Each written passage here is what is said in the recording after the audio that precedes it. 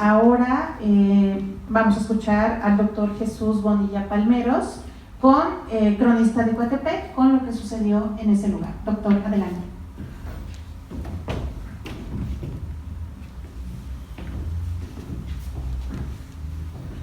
Buenas tardes a todos. Agradezco al maestro Vicente Espino Jara la invitación a participar en este conversatorio. 1990 llevamos a cabo un ejercicio en Casa de Cultura en Coatepec a través del taller de investigación histórica. 70 años se cumplían del terremoto de 1920 y tuvimos la gran ventaja de reunir a informantes que rebasaban los 90 años de edad y nos comentaron de viva voz sus anécdotas, vivencias en relación con este evento. En Coatepec no tenemos fotos, solamente hay una de una misa que se realizó al aire libre porque había resultado muy afectada la parroquia. Por lo tanto, tuvimos que recurrir a referencias documentales como la memoria autobiográfica del doctor Rafael Sánchez Altamirano, quien la escribió en la década de 1950, y sobre todo a rescatar información de la tradición oral. Entonces, con base en ese ejercicio, en el que participaron personas de diferentes niveles socioculturales, fuimos recabando datos que nos permitieron llevar un orden en relación con el evento del 3 de enero de 1920. De entrada, el doctor Rafael Sánchez Altamirano menciona en sus memorias que desde el mes de diciembre de 1919 se empezaron a sentir leves movimientos telúricos. Se dieron cuenta porque como su papá estaba grave, lo tenían que velar, y entonces en la noche él documenta que se oía el crujir de las vigas, ligeros movimientos que los pusieron sobre aviso. O sea, era el presagio de ese gran terremoto. Otro punto también muy importante que nos llamó la atención son los tezagüites, presagios. O sea, en lengua náhuatl se le denomina tezagüite.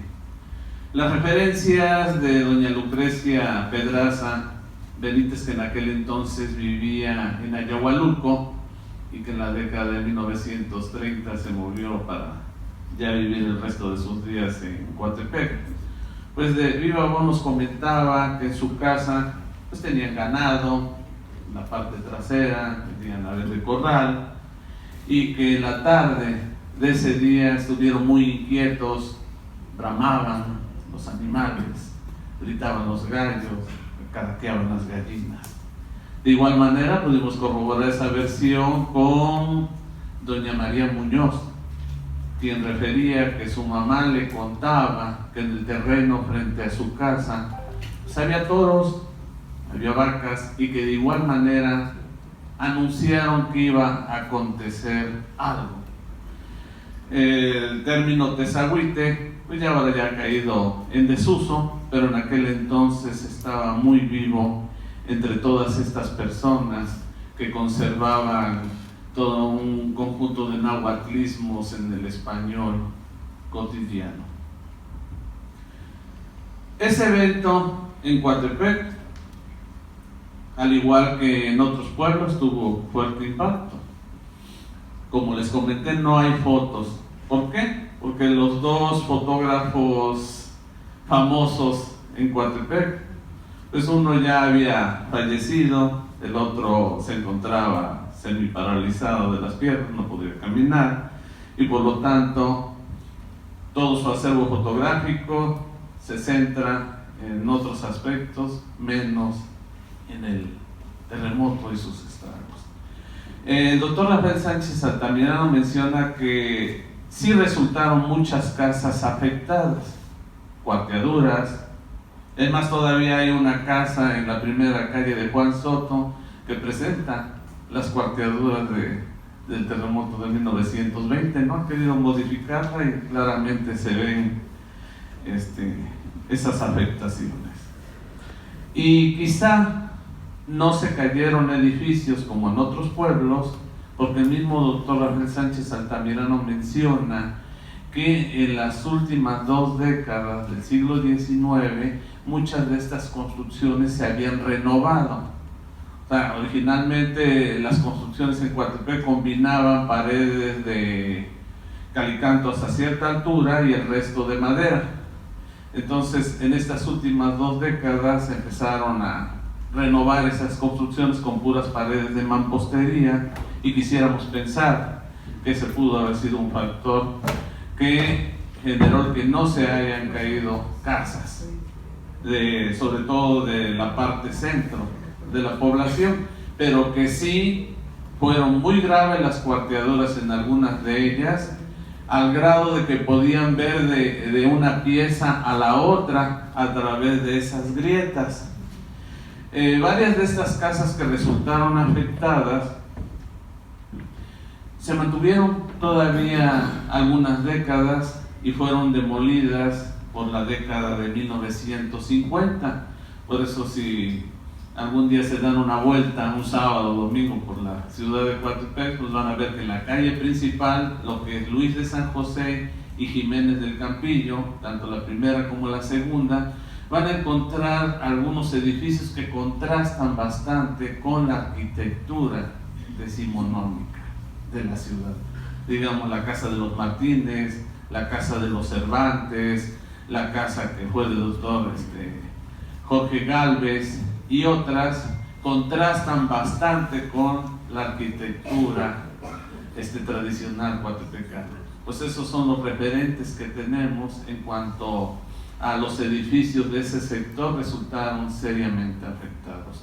También por las mismas memorias del doctor Rafael Sánchez Altamirano, pues sabemos que llegaron recursos por parte del gobierno del estado. Es más, el doctor formó parte de la comisión encargada de la distribución de lámina, de madera, para poder resolver los problemas generados en algunas casas, sobre todo de la gente de clase baja, que pues sí resultaron las vigas algunas quebradas, otras se movieron, y que por lo tanto tuvieron que implementar, así como lo que ahora vemos cuando suceden algunos de estos fenómenos y resultan fuertemente afectadas las construcciones, pues improvisar en los patios de las casas, ahí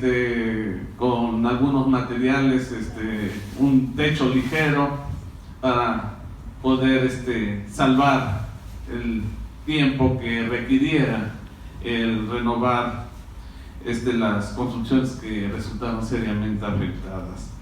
Al igual que lo que comentó el maestro Carlos May, también Monseñor Rafael Guízar y Valencia pasó por Coatepec y apoyó a las personas de escasos recursos. Tenemos referencias de algunos de estos informantes que participaron en aquel entonces en esas sesiones llevadas a cabo en Casa de Cultura, de cómo les fue dando dinero.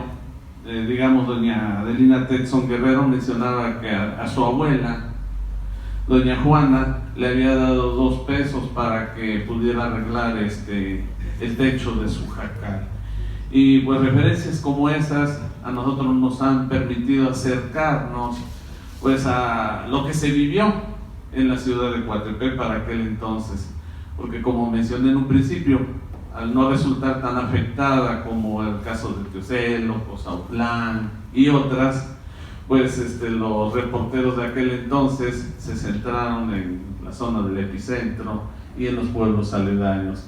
mientras que en el caso de Jico, de Coatepec, son muy escasas las referencias en los periódicos de época y solamente se habla del fallecimiento de una sola persona. Y bueno, no alargo más porque va a haber una sesión de preguntas. Les agradezco bastante su atención.